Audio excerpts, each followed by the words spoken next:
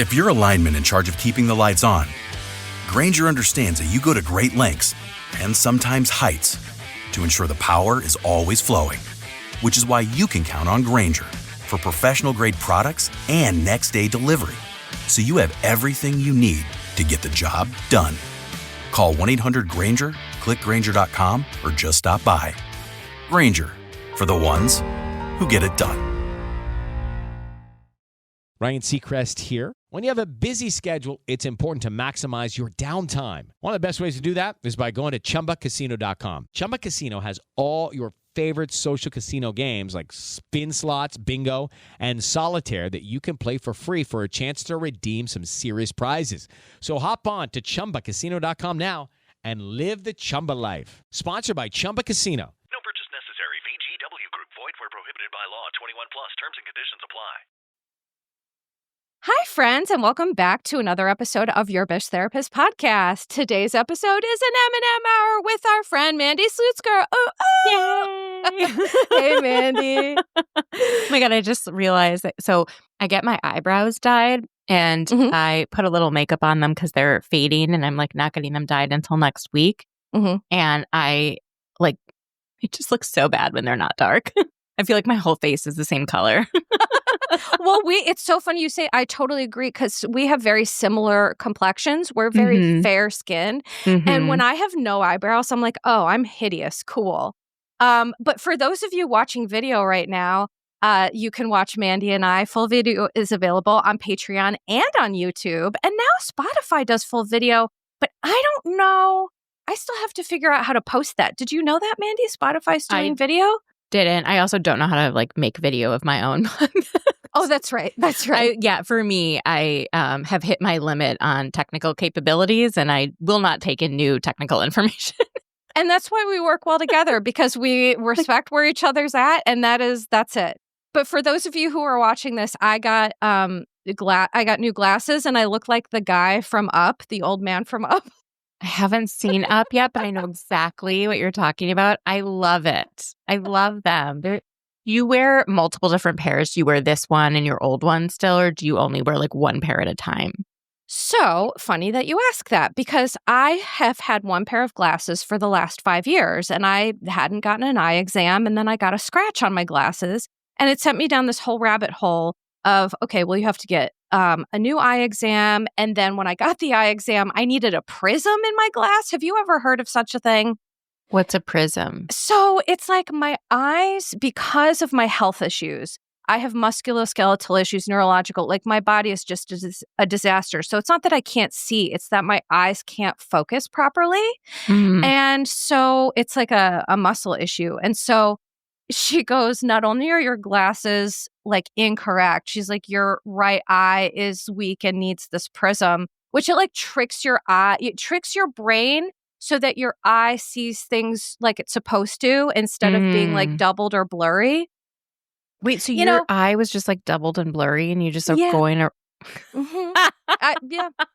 Yep. And it's so crazy that because would drive I was me nuts. Well, Mandy, but this is how chronically ill I am, is that it didn't matter. It was like, I the have least of your other worries. bigger fish to fry. And I was like, okay, I can't see super well. What? And trust me, my therapist roasted me relentlessly about this. And she's like, Melissa, do you now fully understand self-care? And I was like, yes, ma'am. Just kidding. There's a reason why but when you wear eyeglasses, you're supposed to go in annually. I'm aware now, Mandy. Yeah. And so now I have several pairs of glasses. These are for when I'm on screens, which I am a lot. So it's I'm now officially, I have short reader glasses and then distance glasses. The distance ones are super cute. I'll send you a picture. But since I'm podcasting and stuff, it's just easier to see from these. And I'm like, oh, this is what the world was supposed to look like. I remember that the first time I got glasses. I was 6, I think. And I was like, oh my God, the trees are beautiful. That was my first thing I said. I was like, wow. How sad you weren't seeing the trees, Mandy. I think usually when you're young, when that happens, it's because teachers at school are like, Yeah, so like your kids basically been doodling when we're like doing something on the board, and it's Right. usually it's like, do they have ADHD or can they not see anything? Right. Right. Or is it something else? You know, it's just like, it's wild. So I'm glad that I can see you, that everyone can see me looking in my, you know, my Diane Keaton era glasses. I'm just leaning into middle age. I'm just really leaning into it. And I'm like, you know, I'm growing my hair long. I don't care if it goes gray.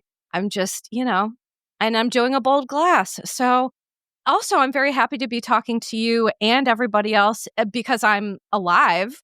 And I was like, thought we were going to have to reschedule again. But fortunately, you can catch part one. I mean, I'll say this at the end too, but part one of our discussion we just had, it was so fun. We talked about Real Housewives of Atlanta and the Valley. And don't worry, we are still going to talk about the Valley on this pod, but we're also going to talk about Summer House because Yay. you know, Summer House has been, you know, wild. Have you seen that meme of the two houses? I think like they're near the Pacific Ocean, and one of the houses like pink and purple, and then the other house next to it is like all black. Black, yes. And so someone was like, "This is like the Summer House, and then the Valley." Oh, really? That's so true. It's so accurate. It is literally, Summer House is light as a breeze. It makes me feel so positive about almost every person in that house. I have positive things to say about all of them. I love their friendships with each other. I love how they show up for each other. I love their careers and their, you know, everything. And then you go to the Valley and you're like, wow. You're like, holy shit. I do not, like, I would love to be a part of Summer House Friend Group. Valley, no. You couldn't pay me enough money to be like, would you like to be friends with these people and be on? I'd be like, no, thank you. I have enough trauma. I cannot do it. I'd be friends with Sheena. I think she's like someone who's like easy to be friends with. And also like she wouldn't be your best friend, right? Because she's got like so many best friends. Well, yeah, she's busy. Yeah. I think I would be friends with Kristen, but keep distance, right?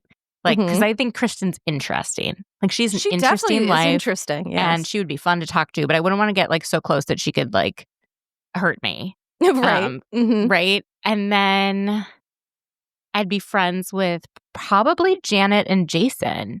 Like, I think Janet? Well, Jason comes with Janet, and I think Jason's awesome. And I think there must be redeeming qualities in Janet. I really thought it was sweet when she said to him, you know, I'm really proud to be married to you. Thank you so much for taking Jax to rehab. Right. I was like, that was oh. like a kind like people were like, that's obnoxious. I'm like, no, that's actually that was how so you should sweet. validate your partner. Yeah, I agree. And it, honestly, in that moment, I was like, oh, that's okay. So there is something about Janet because I see a lot of characteristics that are not great with her. And I'm like, what is her and Jason about? But then I see her admiration. I think she has real admiration and love for him. And so that I can respect. And the other thing is her best friend is Jared. Oh my God, what's his last name? Like Lipscomb. Jared Lips. And I think he is just like one of the most fantastic humans that has ever existed. And I'm like, okay, if he is so close with Janet and Jason, like I think the three of them have a podcast together. Then like they do has redeeming qualities. We may be seeing the worst of her because that may be what reality television like brings out, if that makes sense. Oh, and sure. she may have very bratty qualities, right? Like I made my parents give me the bigger room and I forced so-and-so to do this. And I, you know, but she's learning on reality TV that she doesn't get to be the boss of everyone.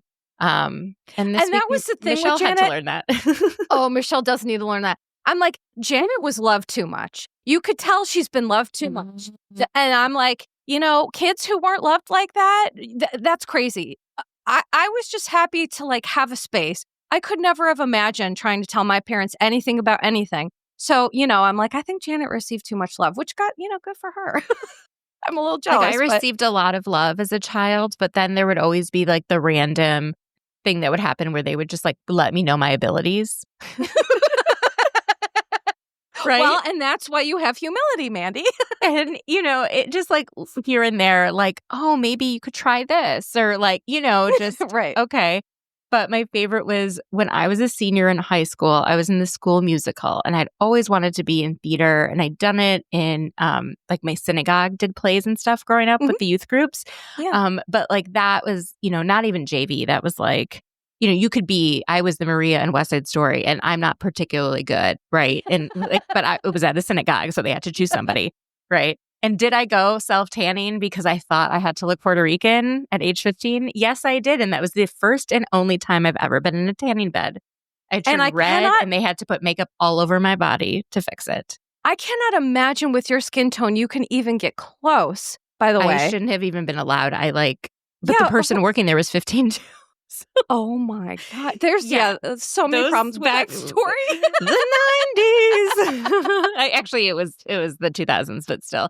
Back when they were like, yeah, you can do blackface. That's cool. Not blackface. You know what I mean? Like, right? I thought I had to look that way. So I was in this musical and we did Joseph in the Amazing Technicolor Dreamcoat. Mm-hmm. And my dad's like, great. So what are you? And I was a dancer. Mm-hmm. And one of my roles was being a stalk of corn during the dream scene where we danced on point. And I was also a star during the other dream scene because there's 2 dream scenes. So it was like I dreamt that in the fields one day the stars gave me a sign, or like the corn gave me a sign, like your 11 sheaves of corn I'll turn and bow to mine. And so like it wasn't until I think I was in college, like maybe a year or 2 later, that my dad made a comment to my friends. Because someone was like, oh, yeah, Mandy was involved in theater. And he's like, yes, she was stalk of corn. So proud. See, your daddy kept you humble, though, girl. Oh, my God. Or my mom. Me and my mom went to visit one of my best friends who moved to France for a year. He came out as gay, and it was like, a tough moment. And he was like, let me just go to France for a year and teach English and practice my French. And my mom was like, we must go visit Jean in France. So we went, and the 2 of them found these T-shirts, and they bought matching T-shirts. And it was like this shirt of it was a beautiful painted shirt of a boy with a baguette and a like a little French boy. And she goes, look, it's Jean in France. And I was like, wait, do I get a shirt? And mom was like, not everything's about you, Mandy. And I was like, oh, great. You're going to just so then him and my mom used to meet up for coffee and take pictures and stuff when he moved back to Minnesota. And him and my mom would meet at Caribou, and they would take photos and they'd send me, and and John would always be like, see, it's not all about you. He was not all about you, bitch. So hard. And I was just like, Mom. She's like, I can have my own shirt with John. And listen, I stand that your parents raised you that way. That is amazing. They held you up, but were also like, hey, now, be aware of those limitations. I don't know. But I just think did that's not so do that to my oddly brother. Loving. He was way more, I think, self conscious. And my dad was like, no, he needed more. So my dad did was everything he did was amazing. Everything he did was perfect. You are an athlete, and you are, and it's not he freaking broke his foot playing tennis. He was in high school, he was did varsity tennis and just, I don't know, fractured his foot. Mm-hmm. And he never recovered because he didn't have the resilience of Mandy. No, he's got resilience. But, my dad would go over and over and just say these such positive things. And to the point that our friends are always like, oh, yes, Ben, how are you doing? Your grade's perfect. Let's go to Applebee's and get the appetizer sampler. You know what? I'm wondering if Jesse Solomon had a dad like that who just told him everything was perfect, and that's why Jesse is the way he is. That would explain a lot. My brother needed it, right? He needed confidence. He truly did, and I think he still sometimes does. Well, but it made him it gave him a boost that I think he wasn't getting elsewhere. But you're right with Jesse. Something's off with him where he can't tell how what he's doing is hurting others. He truly seems to not get it. Correct. So speaking of that, lovely transition. Let's start with talking about Jesse, because here's the thing: is that there were really cute part of this episode, I loved the sleepover theme. I was like, now that is a party this chronic illness girly could get behind. So smart, so funny. Costumes were amazing. Trampoline. Like when all the boys went into a cuddle puddle on the trampoline and just like talked and watched TV, I was like, they watched you're Zootopia. So cute. Zootopia. I was like, you're so cute, all of you. I just want to squish their sweet little faces. But Jesse, I kind of just want to give him a gentle slap. Not too hard, just to kind of wake him up a little bit. He needs some smelling salts. What I appreciated is watching Jesse continually, like I called it a victimhood campaign because it seems like that's really what he's doing, right? Like he's in this victimhood place where he's like, well, you guys know I was just joking. And I was like, you need to understand what a joke is, because what Jesse actually said, in case people didn't hear it, was that he was flirting with Ciara and throwing himself on her to make her feel better. And I almost died. I was like, have you seen Ciara? She doesn't need your dusty ass crumbs. Get going with that. Were you not enraged by that? Well, it's clear that he made that up, right? Like he was flirting with her and he didn't want to admit that that was flirting because he didn't have the intention of hooking up with her based on that flirting. Like it's like he only thinks it's flirting when he's trying to get laid. But you can flirt in many, many different ways. And that's how he always, he doesn't seem to know where boundaries are. I also said this last week on my podcast, but I thought when all the boys went out and were talking about porn, that was a really illuminating conversation, because I think the amount of porn that young men watch and how violent and misogynistic and accessible it is actually creating problems for young men forming actual relationships with real human women, not people who are adult film actors. And they forget that these people have actual emotions and may have emotions tied to sex.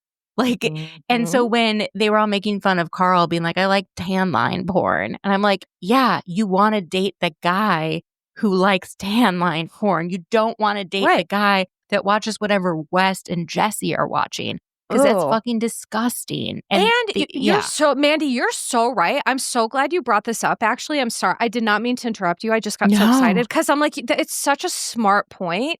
And to piggyback off of that, what I also found alarming was like West made this kind of gross comment about how much he is intaking. And I was like, I think you're right that it has warped their brains and their ideas of like, what it certainly desensitized them, right? In terms of like respecting women. And again, I know that like, listen, pornography, as long as it is ethical and consensual, there is absolutely nothing wrong with it. There's nothing wrong with self-pleasure, whatever.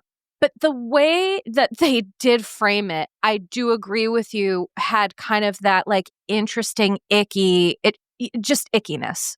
Yeah, I like guys my age who had to like, try and watch, what was it? Like not HBO, what's Cinemax. Cinemax. And like through the wavy lines. Through the wavy lines and like try and move the antenna, right? Like that's what like our age guys did. And like, I think they're better partners. I think they're better, they're not like expecting these weird things. I don't know. It's almost like they take women and they take the emotion out of it with porn. And then when they date real life women who have emotions, they don't know how to navigate it. And it's super troubling, I think. Yes, I agree. And I think it's because when you objectify women like that, you can't simultaneously hold a lot of respect. That doesn't go hand in hand. So, and I'm not saying all porn is bad. I'm saying like, of course, like making it so easily accessible and where you don't even have to like work for it. Like, that Carl and Kyle had to like work for their porn. They had to like buy magazines. They had to, do you know what I mean? They're like in their 40s. It's a different thing. You look at these guys who are in their late 20s and early 30s. It's a different dynamic. They didn't have that. And it was just like thrown at them, and the amount that they consume and how much I think addiction people have to it is so much more common in like younger men because they're exposed to like that part of the internet so early. Hello, it is Ryan, and we could all use an extra bright spot in our day, couldn't we? Just to make up for things like sitting in traffic, doing the dishes, counting your steps, you know, all the mundane stuff. That is why I'm such a big fan of Chumba Casino. Chumba Casino has all your favorite social casino-style games that you can play for free anytime, anywhere with daily bonuses. That should brighten your day a little. Actually, a lot. So sign up now at ChumbaCasino.com. That's ChumbaCasino.com. No purchase necessary. VGW Group. Void where prohibited by law. See terms and conditions. 18+. Plan on flying? It's time to upgrade to a real ID. Because in order to board domestic flights, your driver's license or state-issued ID must be a real ID, or you'll need another acceptable form of identification. So don't wait. Find out how to get your real ID at tsa.gov/real ID. That's tsa.gov/real ID. Or visit your local DMV. And then you'll be cleared for takeoff. Sure. And so what happens because, you know, when I worked in inpatient treatment, you know, sex addiction, love addiction, pornography addiction, right? All of that was treated because it's not just about one thing. It's how the addictive processes, what they look like for people. And I do think for sure that there is like a numbing effect that can happen and a desensitization. And then it's kind of a slippery slope. And unless you're super aware, it's hard to manage that really successfully because let's be real. Today, there is ethical, consensual pornography for sure. But like, you have to search it out. It's not popular. You have to search it out. You have to pay for it, right? Because part of ethical pornography is for the performers to be paid for their time, right? To earn a living wage, to be participative in that. And so I definitely, I don't think West and Jesse are engaging in the healthy sort. Where women are respected and valued and paid properly and all that stuff. So I think that's such a really a great point. But I just have felt really frustrated with Jesse because he really doesn't get it, but he keeps saying that he gets it. And it's clear that he doesn't because when they're having the group discussion in the kitchen, you know, which Lexi wanted to have, which, you know, I wasn't the biggest fan of, but Jesse goes back to West and he's still like, I don't understand. And it's like, yeah, bro, that's the trouble here. You don't what is not to understand about this scenario? Are you saying things about the girl you're dating that she would not find to be positive? Like, would you let her listen to the conversation with Sierra? Exactly. Right? And the answer is no. The thing is, he reminds me of like a dog in which, like, when you're trying to train a dog, you have to catch them in the act when you punish or try and like correct the behavior, right? Like my dog has a problem chewing on sticks and mulch, and then she either shits wood or vomits it up. Oh, poor Stassi. I don't appreciate when that happens, so I teach her to drop it, right? Mm-hmm. And so I have to catch her in the act, get her to drop it, and usually give her a duck-based treat. Naturally. A whole duck breast. Right? You ring a bell. And you have to catch her in the act, right? Or if she's like doing something, like if she's jumping on someone that she's not supposed to, and you say down, she knows, oh, I'm not supposed to be doing this thing right now. But if you wait 10 minutes and you're like, drop it, and she's already swallowed the stick, then it's not helpful. And I feel like with Jesse, he's so like not able to take account of his behavior that like I think truly he needs to be told in the moment, hey, see what you're doing right now? Mm-hmm. How do you think this would make Lexi feel? Right? And then he'll make excuses, but be like, no, you just said this. Like you have to catch him while he's doing it. And while he's doing it sober. I think when he's drinking, I think he looks like he's not drinking that much, but I think he's drinking a lot. Because I forgot, one of them asked, I don't know if it was Paige, like, or Amanda, like, how much have you had to drink? And he was like a normal amount for a party. And it's like, okay, well. It's so funny you say that. I was super interested because I would have had 75 follow-up questions because to me, that is the definition. Like when people would come into treatment And I would have to do an assessment of like what substances, how much, how often, it's like a huge process. And the purpose of it is to really start to understand those bits and pieces and how we can really help. And when he said that, I was like, my therapist brain, I was like, he's obfuscating. There's, there's things behind this that like, what does that mean? How often is that like, and I also think that speaking of porn, like drinking with this group is also very glamorized and desensitized because the fact is that alcohol is a carcinogen. I mean, that's fact. Yeah. And it is like, it really does nothing good for your body other than make you feel good. It creates a lot of inflammation, et cetera. Listen, I'm not shitting on people who drink because if you're not an addict and you can and you enjoy it, enjoy. But I'm just saying that I think there is this culture because they're young and it's summer and it's supposed to be fun that like all of these trappings have to go along with it. But then it's like, but are you happy? Because I don't think you are. And with Jesse, I actually think that he cares more about how he's perceived than how other people feel. Yeah. And that's a problem. Totally. Yeah. That's for me, that's a real problem because it's like these women are telling you they're mad because you're not considering their feelings, but you're not considering their feelings. And, now that, Lexi has been on Watch What Happens Live, Jesse's been on Watch What Happens Live, and now that they've seen the show play out, you can tell that it's just like Lexi is just so angry, as she should be, because I do think that Jesse, it's like, you and I talked on part 1 about Jax and denial. And I think that like with Jesse, I sincerely do see that personality characteristic of like, just doesn't want to see it, just denial, minimization. And he cannot accept how he plays a role in his own problems. And at first I want to say, well, okay, he's young, but it's like, well, he's in his 30s. He's not that, right? He's 33. Is that right? 31, somewhere 32. in there. Yeah. Okay. But, it's not like he's 20. Lexi's more mature than him and she is far younger. But I mean, women are also usually more mature than men. That's usually how it goes. I swear to you, my husband did not mature until last year and he's 45. So, and I tell him that too. I'm like, bro, I'm not kidding. Because we've been together since we were in our 20s. So we've literally grown up together. And I'm like, you just matured last year. So shut up. It's so true. It's just so interesting to watch it all play out.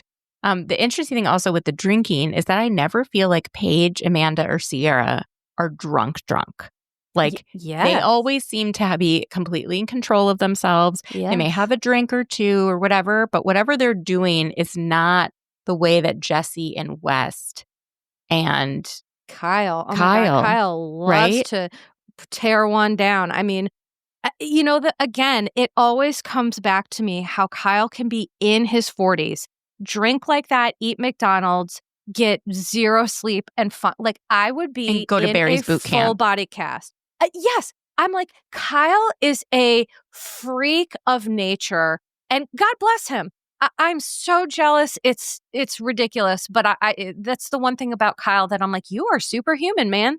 Mm-hmm. And I don't understand that.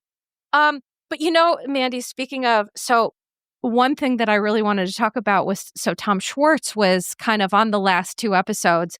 And, I have to say it was nice to see him. It was nice to see him. It made me actually, watching him last week, made me be like, oh, maybe I should listen to him on Katie and Dana's podcast. Mm-hmm. So I listened to him on Disrespectfully. And it's so funny to hear how they talk about each other, right? And being divorced. And then to watch the Valley After show and hear him say like, oh yeah, we basically like spent $1,000 to get divorced or something. Like it was just, we didn't argue. We just like, you got this, I got that. Like they just, they fist bumped each other after they signed their divorce papers is what he said on the Valley After show.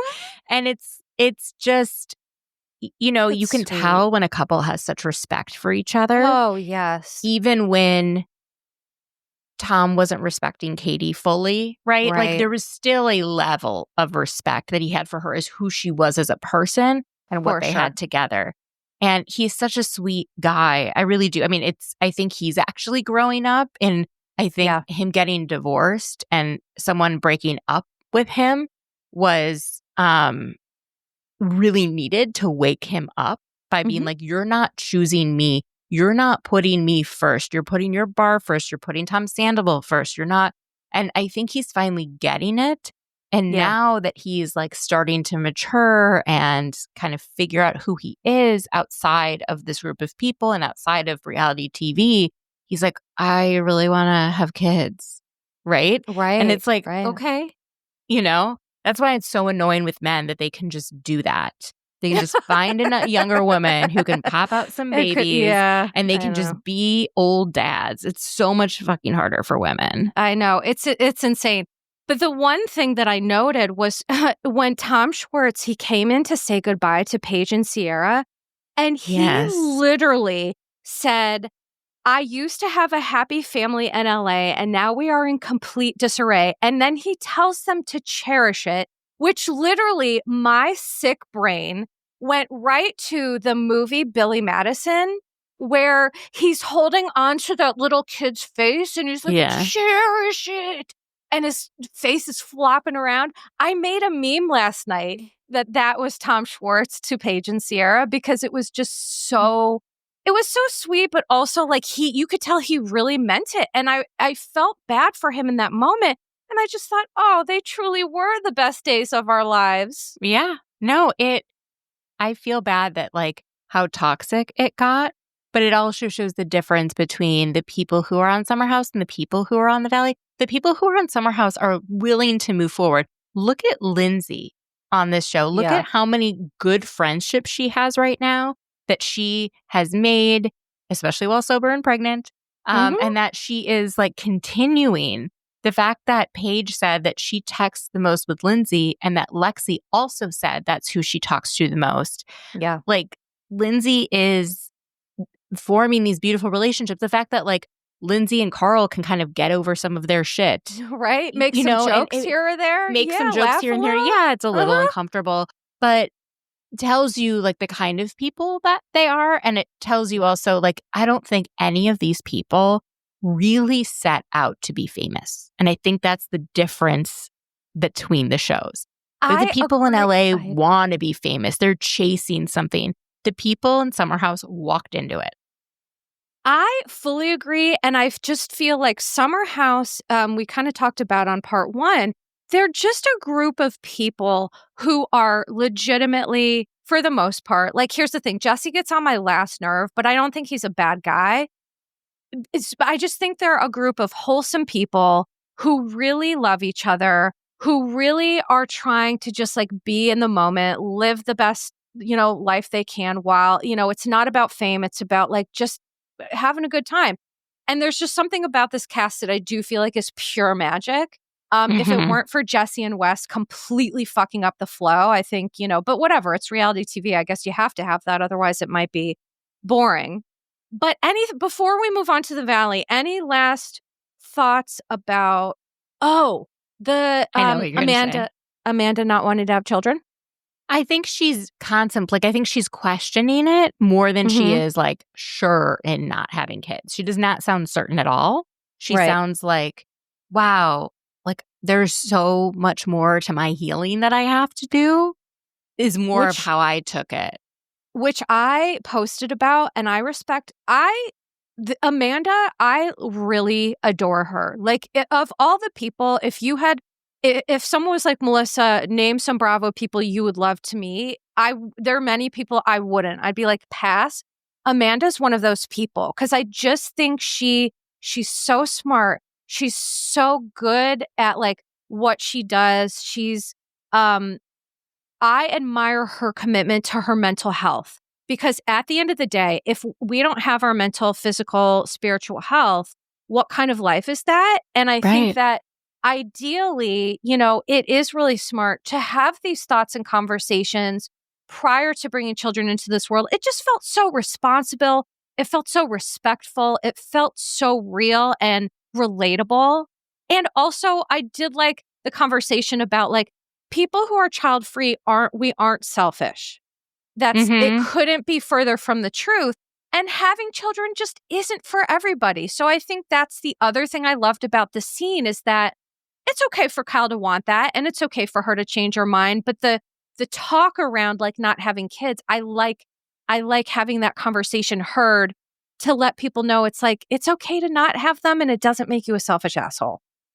Yeah. And I think she does want them because she has for so long. I think now, I don't think she realized how far gone she was with her mental health because she had been depressed for many, many years, right? And then all of a sudden, she was really getting help for it and starting medication. And she's like, oh my gosh. Right. Like, this is who I am.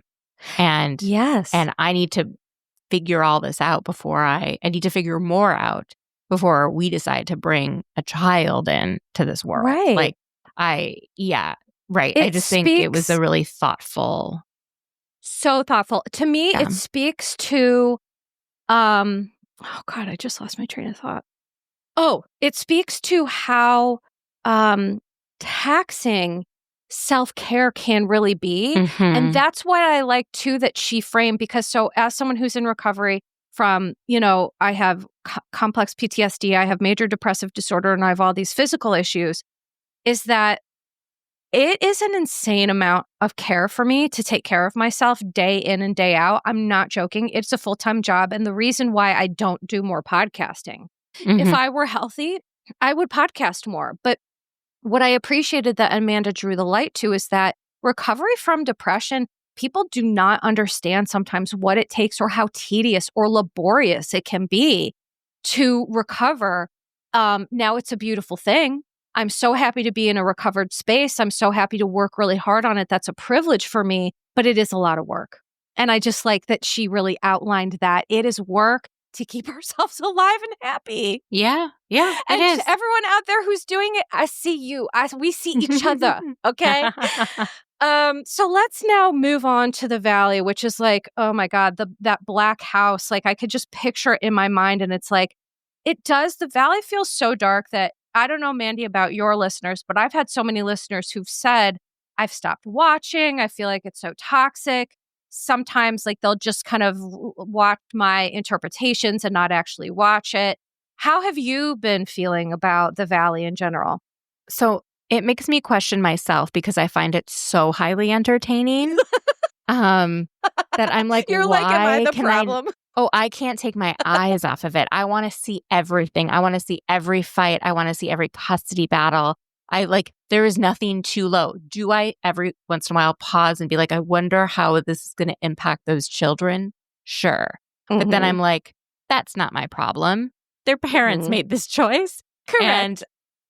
And I'm fascinated by it. I know a lot of people feel very triggered by some of the content on the Valley. Right. And I totally understand why they wouldn't find it entertaining. Yeah. I just feel like for me, the Valley is the conversations and like the pulling back the curtain that we often want to see on Housewives, that they don't let us in. Like we knew there was an issue between Shannon and David Bedour. We could cut the tension with a knife, but we never really saw the fights. Right.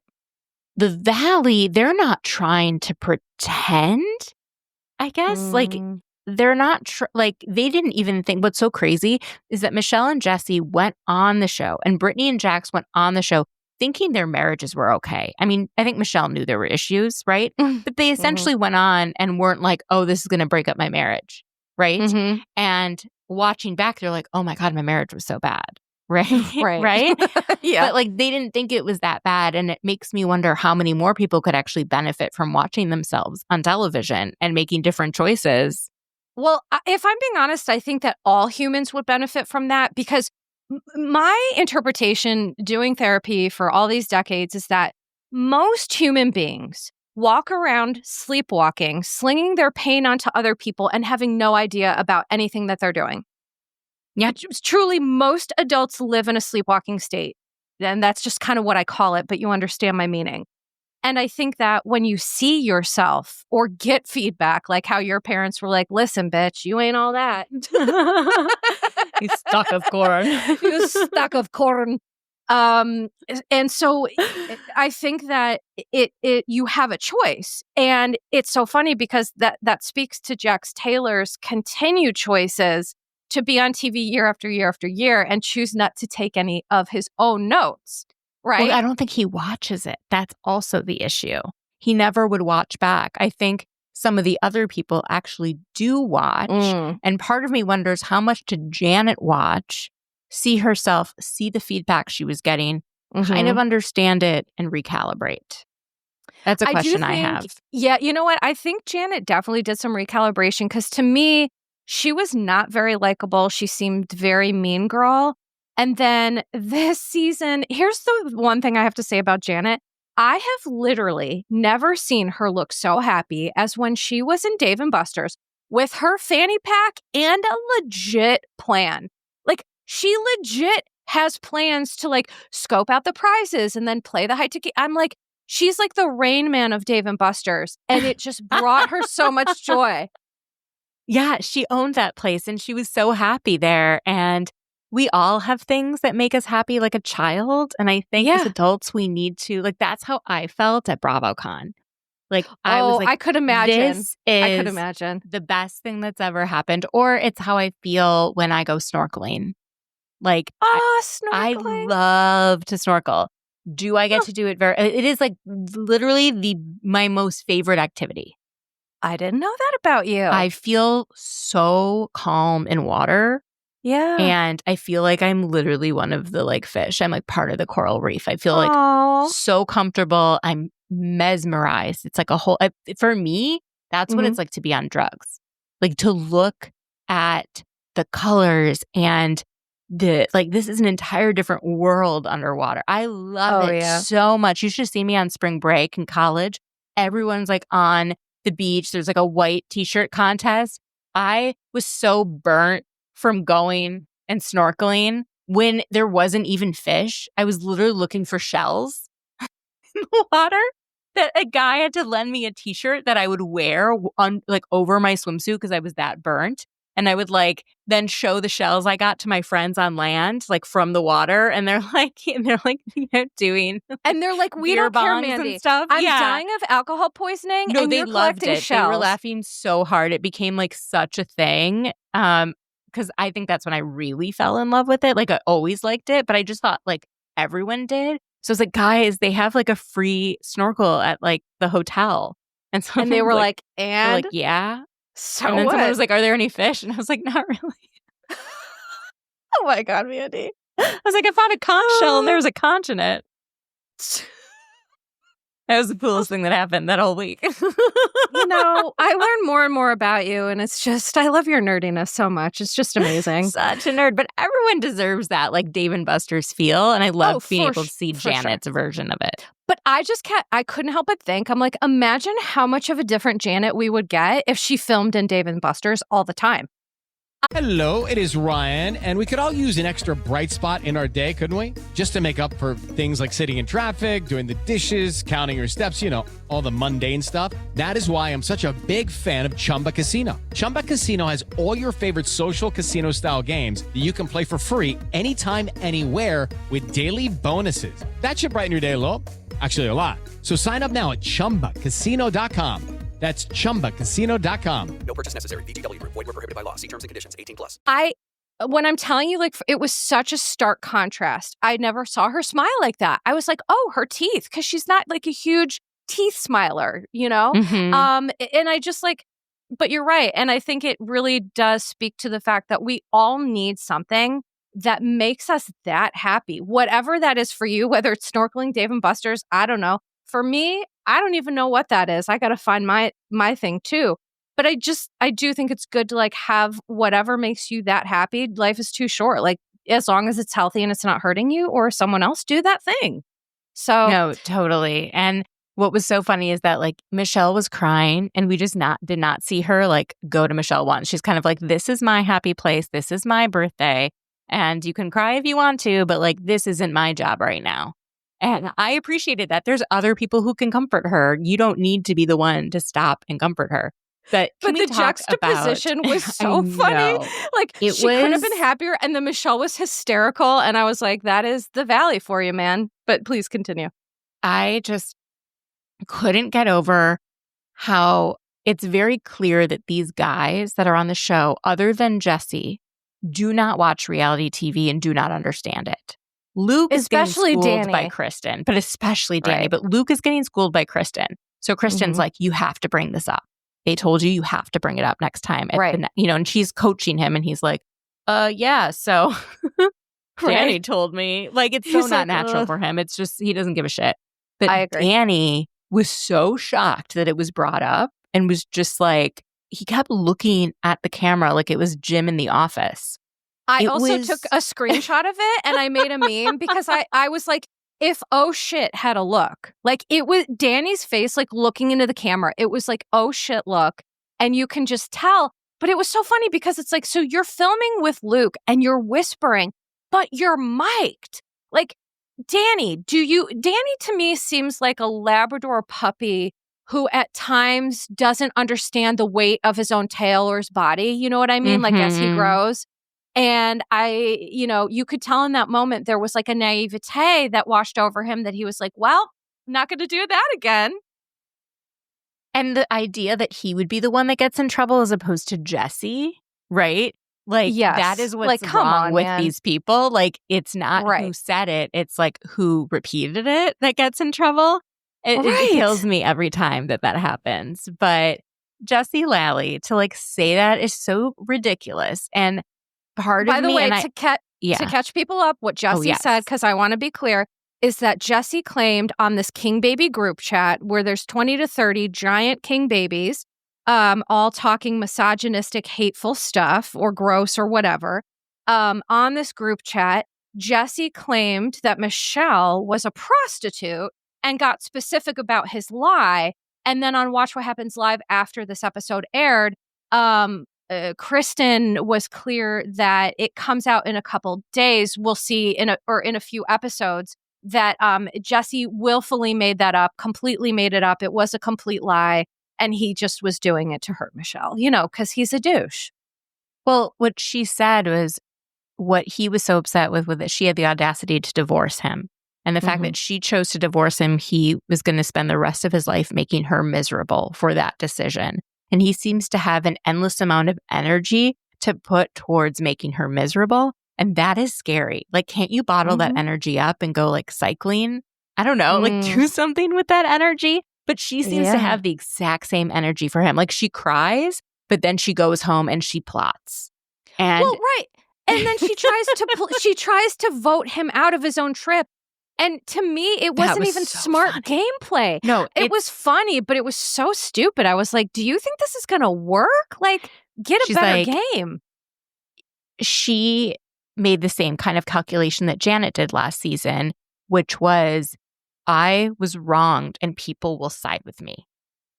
Right? Right. Like, yes, I'm a wronged woman. And I'm going to ask them to do something that is so outrageous. And I can't see how outrageous it is because I am so focused on my victimhood.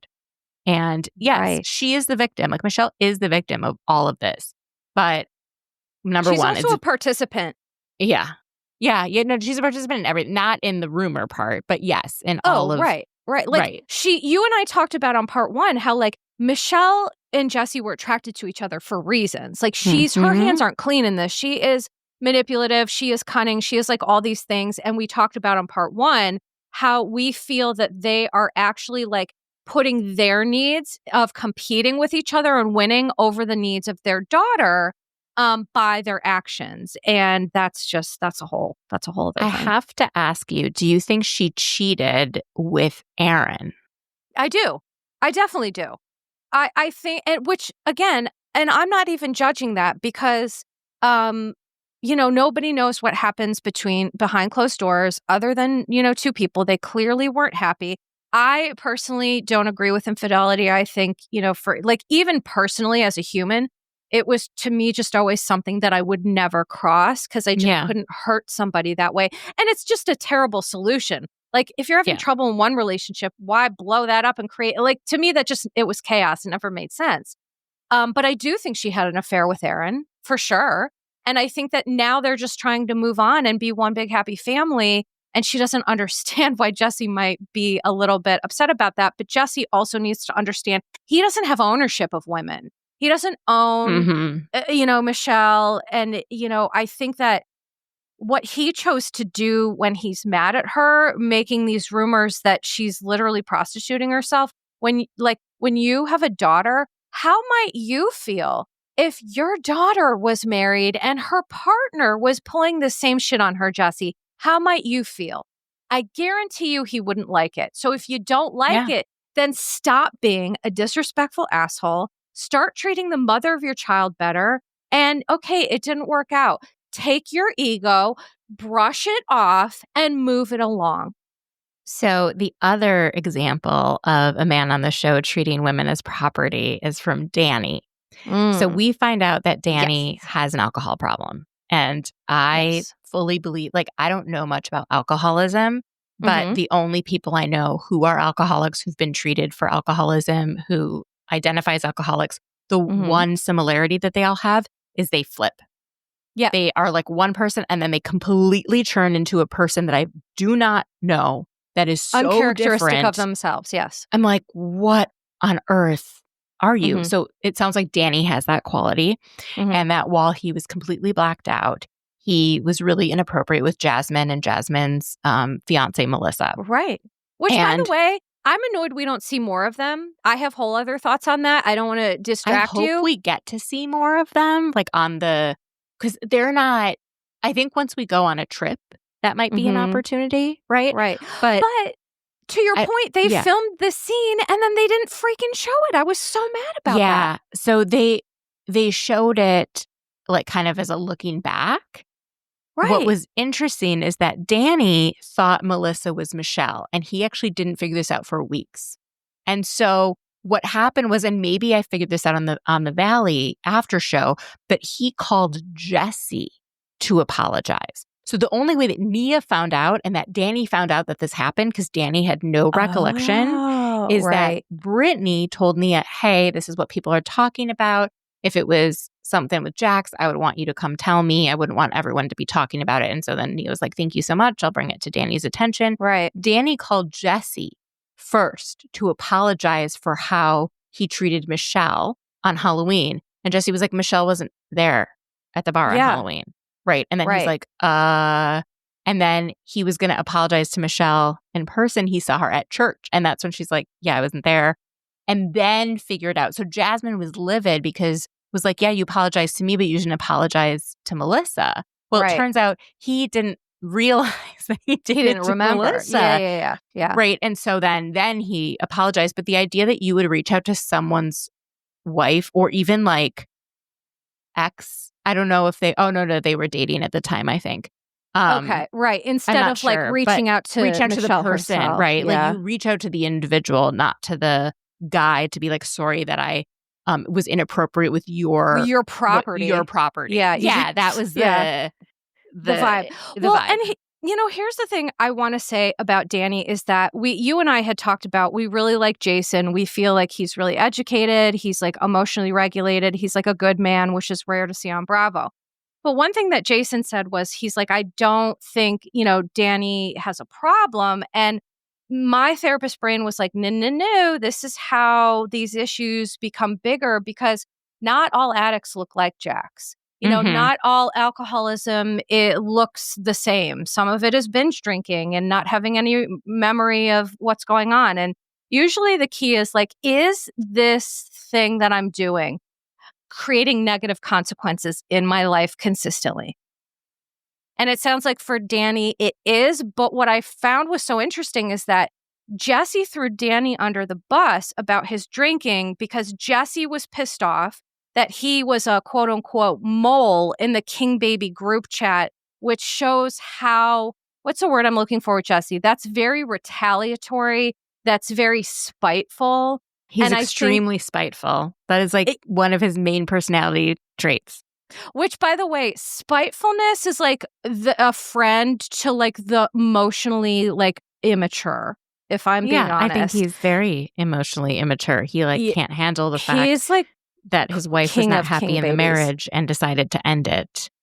And had the nerve to like leave him. Yeah. No, I definitely think there's a part to that. But, well, before we wrap up, because we've had such a kiki, any last thoughts about the Valley, things we didn't get to talk about?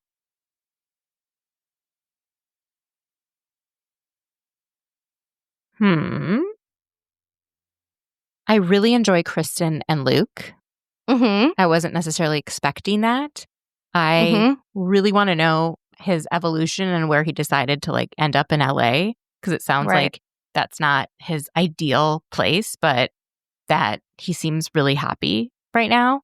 And I feel like Kristen feels very safe in her relationship. And because of that, she's not acting out as much. Right, because she's happy. She's and we haven't seen a happy Kristen. We haven't seen a happy Kristen. But safe, to your point. Safe, she feels safe. Yes. And it's really a beautiful thing to watch. What I'm really interested in seeing in the coming weeks is apparently Michelle does something to Nia or vice versa, and they have an issue.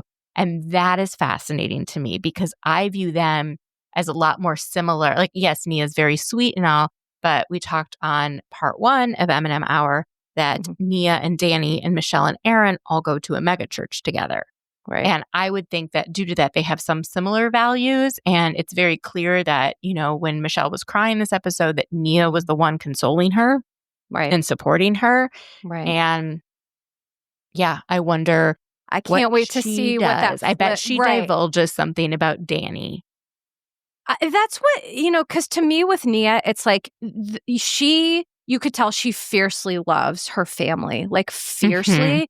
And again, I think Danny, I don't think he's a bad guy, but I do think he, you know, struggles. Danny has one of those characteristics that I see in people who struggle with alcohol, where he's like very, what we would say emotionally labile, which just means like very emotionally like up and down. Especially when drinking, you know, like if, you know, when he's drinking, he's very like lovey or very like, he just kind of seems to have those like extremes to his personality. But I think that she's just like fiercely protective of that, whatever secret they think that they're keeping, which I hate because really with addiction, secrets keep you sick. And, you know, it could be a good opportunity. I maybe don't know. It's not addiction. Like maybe it's a different secret. I don't know. But I feel like, you know, the type of church that they go to probably makes you feel shame over certain things and not want to share certain things publicly. And I bet that she's also a pageant girl, right? Like you want to keep up appearances. You get very embarrassed by showing like the wrong side of yourself or, you know, so I think she's point, Mandy. very in tune with optics as well. Yeah. And so we'll see what happens. I'm very like, I am seated. I've got the popcorn. I am enjoying these people's lives falling apart. It's so terrible. I actually feel like I'm watching, though, when it comes to Brittany, a woman reclaim her life, go through the worst part right now, but she knows she's going to come out better. She knows it. She's creating something for her son and for her. And I think not everyone's upset. Like I only feel like Jax, Jesse, and Michelle are like truly miserable. Yes, I agree. I agree with all that. I actually don't think the rest of them are miserable at all. No. And honestly, I'm going to go one step further and say Brittany is the number one guy in the group. Luke? Okay. Well, listen, Mandy, thank you so much. We're going to continue to talk about the Valley because listen, even though it can be dark, you're right, it's very fascinating. And for our purposes, I mean, we could do a podcast episode on each episode alone. So, please tell everyone, if they don't already know, where they could find part 1 and you. Yeah, so you can find me on anywhere you listen to podcasts. It's called Is This Real Life with Mandy Slutsker. If you have difficulty finding it, you can just type in Mandy Slut into any search bar and I will likely show up. So you can do it in Instagram. You can do it in Apple Podcasts, Spotify. I show Google. Google.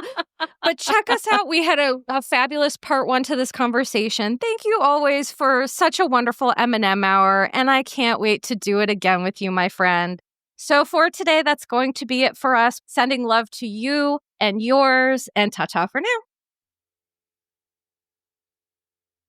Disclaimer. Posts are not intended to diagnose, treat, or provide medical advice. Your Bish therapist is for entertainment and informational purposes only.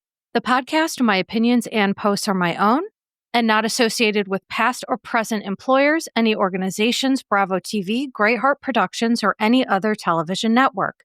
The information in YBT Podcast and on its social media is provided for general informational purposes only and is not intended to diagnose or treat. Please do not act or refrain from acting based on anything you read, see, hear on YBT Podcast or associated social media. Communicating with YBT via email and or social media does not form a therapeutic alliance. Melissa, operator of YBT, is unable to provide any therapeutic advice, treatment, or feedback. Ryan Seacrest here. When you have a busy schedule, it's important to maximize your downtime. One of the best ways to do that is by going to chumbacasino.com. Chumba Casino has all your favorite social casino games like spin slots, bingo, and solitaire that you can play for free for a chance to redeem some serious prizes. So hop on to chumbacasino.com now and live the Chumba life. Sponsored by Chumba Casino.